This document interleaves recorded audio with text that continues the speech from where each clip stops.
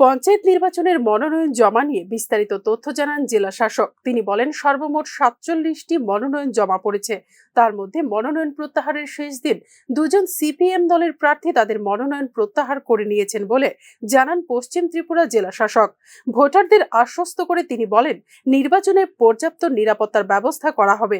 কেন্দ্রীয় বাহিনী ও রাজ্য পুলিশের সমন্বয়ে জোরদার নিরাপত্তার ব্যবস্থা করা হবে বলে প্রতিশ্রুতি দেন জেলা শাসক বিশাল কুমার।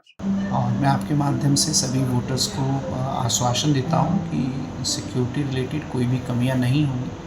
अगर कोई कंप्लेन आती है तो वो नियरेस्ट पुलिस स्टेशन अथवा आरओ जो हमारे ब्लॉक डेवलपमेंट ऑफिसर हैं उनको बताएं, और हम पुलिस के साथ मिलके और सीआरपीएफ के जो जवान हैं उनके साथ मिलके एश्योर कर। প্রত্যেক পোলিং স্টেশনে টিএসআর বাহিনী মোতায়েন থাকবে বলে জানান তিনি। 4 জন করে জওয়ান মোতায়েন থাকবে বলে জানান পশ্চিম ত্রিপুরা জেলা শাসক। Bureau report, news now.